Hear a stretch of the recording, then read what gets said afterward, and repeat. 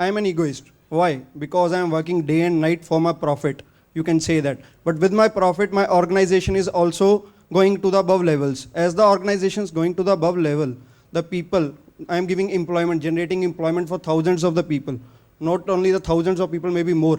Now these thousands of people, their family are dependent on them. So basically, I am boosting the whole economy just because I am egoist. So I want to say is, सब कुछ self से ही होता है और self से ही निकलता है.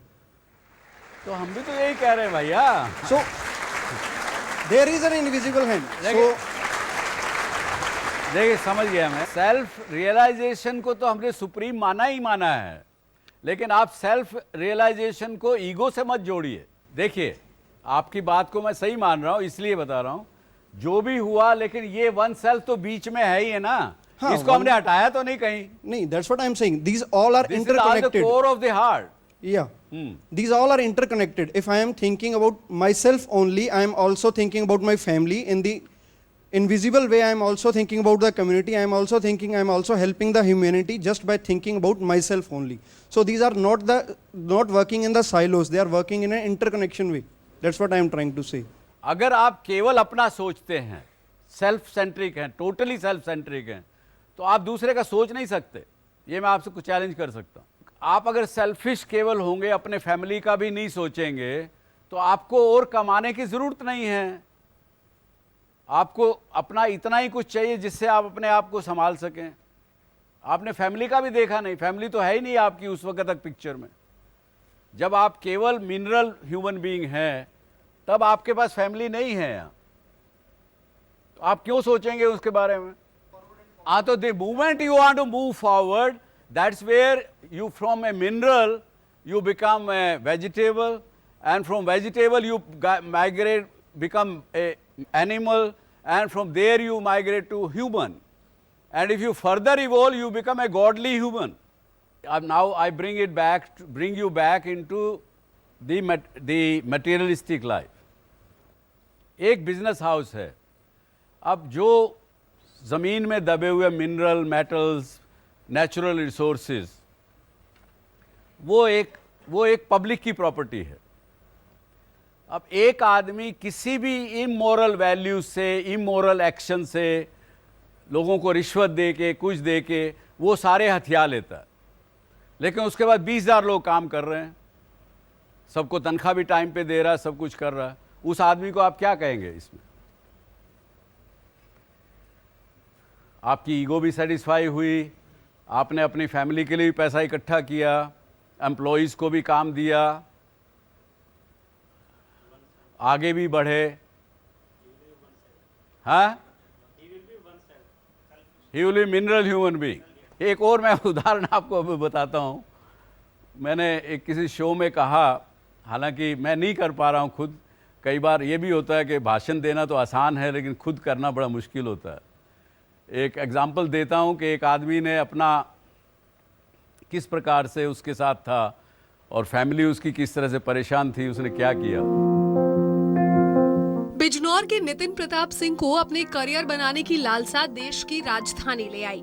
एक किसान प्रधान परिवार और राजनीतिक कनेक्शन होने के बावजूद भी नितिन की चाह थी कि खुद का बिजनेस शुरू किया जाए. तो अपनी इलेक्ट्रिकल इंजीनियरिंग करने के कुछ साल बाद ही इन्होंने अपना बिजनेस शुरू किया और सफलता भी अच्छी मिली. 1996 से अब तक के सफर में काम को तो पूरा ध्यान मिला, लेकिन परिवार नजरअंदाज होता रहा. और एक दिन अपने पसंदीदा show doctor Subhash Chandra show देखते हुए डॉक्टर चंद्रा की बातें सुनकर नितिन को ये एहसास हुआ. शो से देखने से पहले कभी कभी ये हो जाता है कि जब आपने बिजनेस शुरू किया तो फैमिली इग्नोर होती है. उस शो को देखने के बाद ये भी समझ में आया कि family should be one of the priority, क्योंकि उसके लिए सिर्फ और सिर्फ आप हैं, आपके लिए तो बहुत लोग हैं. वो कहीं ना कहीं मैं चेंज कर रहा हूँ अपने आप को to prioritize family also as one of the priority, जो कि सर के शो में सुनने को मिला. अब नितिन अपने काम के साथ साथ परिवार के लिए भी समय निकालने की पूरी कोशिश करते हैं.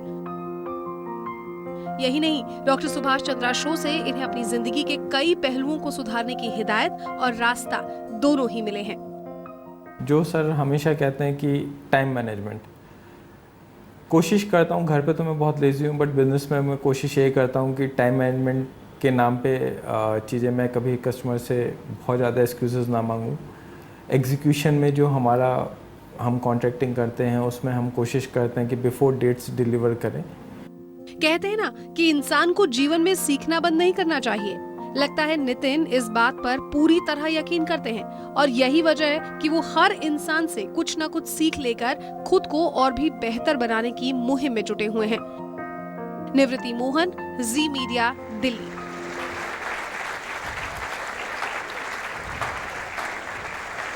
बड़ा कठिन है इवॉल्व करना अपने आप को, फिर भी हमने अभी तक प्रयास किया कि we understand the composition of the world, we understand the composition of the human being partly.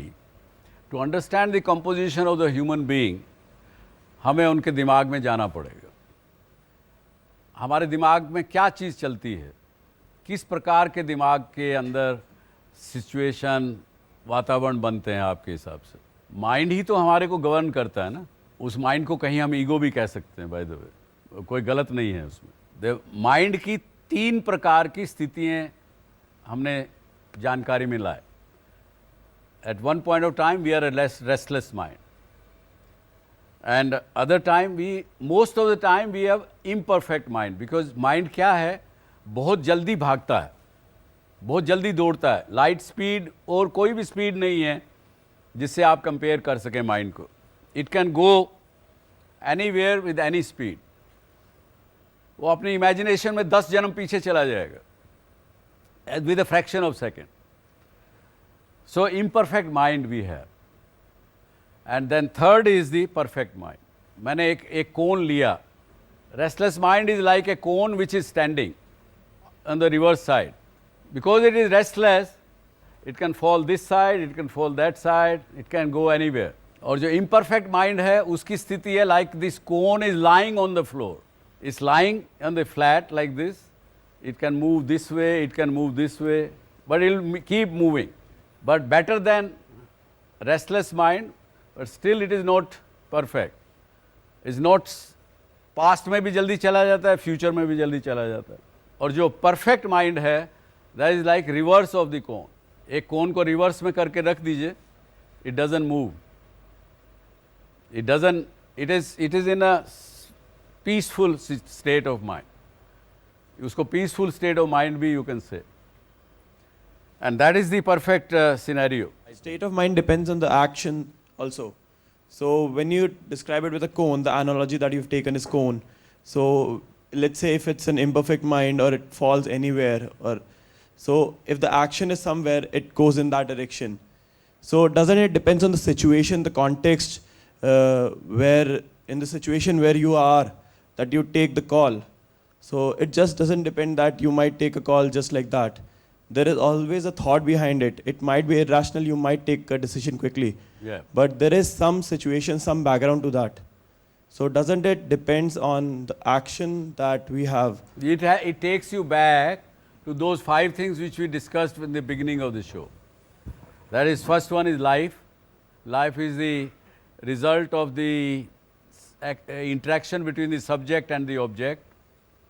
Life comprises of not only experience arising out of the interaction between the subject and the object, but also it comprises of physical, emotional and intellectual thinking. And then in imperfect mind or the restless mind, it becomes because of lack of information, lack of understanding and lack of experience also makes our mind restless. And conversely, and that leads to ignorance. And ignorance is sometimes bliss for people like me, but for some intellectual thinking people, ignorance is bad thing. The abundance of information, abundance of understanding, abundance of experience, which was lack of that was leading to us to ignorance. Here the abundance of information, understanding, experience, they bring wisdom to us. And the wisdom makes the peaceful mind or the perfect mind. So then the life we have discussed, then the code of living.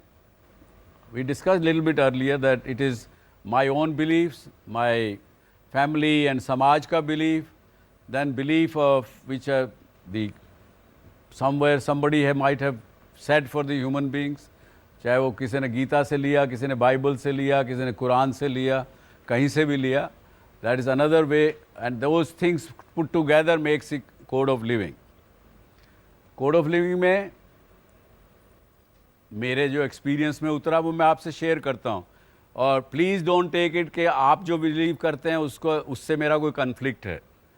मैं मानता हूँ कि जो देने में आनंद है वो लेने में नहीं है.